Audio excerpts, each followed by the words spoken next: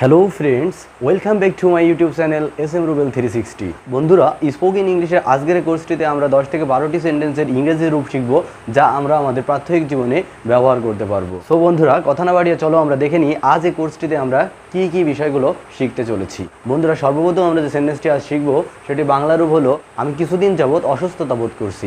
আমি কিছুদিন যাবত অসুস্থতা বোধ করছি। আর এই বাক্যটির ইংরেজি রূপ হলো I have been feeling ill for some days. I have been feeling ill for some days. I have been feeling ill for some days.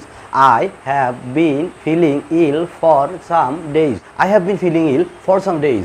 I have been feeling ill for some days. Secondly আমরা যে বাক্যটি শিখবো সেটি হলো আমি একজন ডাক্তারের কাছে যাব। আমি একজন ডাক্তারের কাছে যাব। আর এই বাক্যটি ইংরেজি রূপ হলো I will pay a visit to a doctor. I will pay a visit to a doctor. I will pay a visit to a doctor. I will pay a visit to a doctor. I will pay a visit to a doctor. I will pay a visit to a doctor. বন্ধুরা, thirdly যে বাক্যটির ইংরেজি রূপ আমরা শিখব সেটি হলো আমি বাজারে যাব। আমি বাজারে যাব। আর বাক্যটির ইংরেজি রূপটি হলো I will go to market. I will go to market. I will go to market. I will go to market.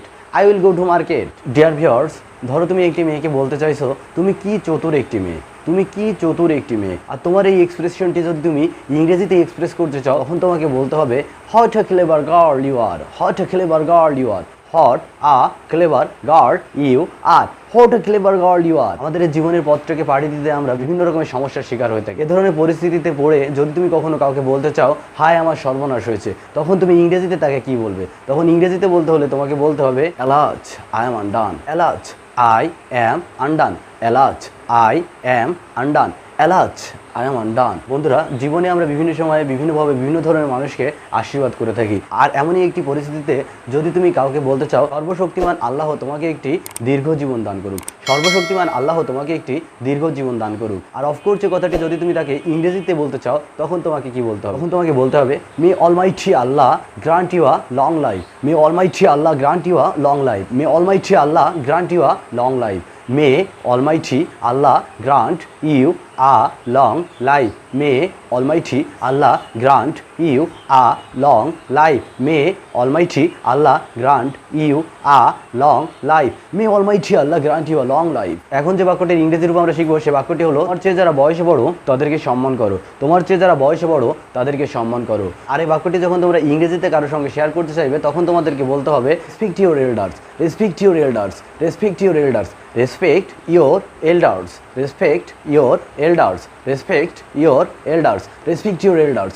Respect your elders. বন্ধুরা, এ পর্যায়ে আমরা যে বাক্যটির ইংরেজি রূপ শিখবো সে বাক্যটি হলো আমি তোমাকে আমার অন্তরের অন্তঃস্থল থেকে সম্মান করি। আমি তোমাকে আমার অন্তরের অন্তঃস্থল থেকে সম্মান করি। I respect you from the deep core of my mind. I respect you from the deep core of my mind. I respect you from the deep core of my mind. I respect you from the deep core of my mind. I respect you from the deep core of my mind. I respect you from the deep core of my mind. বন্ধুরা, ভিডিওটি বেশ বড় হয়ে যাচ্ছে, আর বেশি বড় করব না। তাই আজকের ক্লাসটি এ পর্যন্তই। নেক্সট ক্লাস দেখার জন্য আমন্ত্রণ জানিয়ে আজ এখানে শেষ করছি। তবে যাওয়ার আগে বলবো আমার চ্যানেলটি ভিডিওগুলো দেখে যদি তোমরা একটু উপকৃত হয়ে থাকো তবে অবশ্যই আমার চ্যানেলটি সাবস্ক্রাইব করবে এবং পাশে থাকা বেল আইকনটি বাজিয়ে দেবে। So wait for the next video and till then Allah হাফেজ।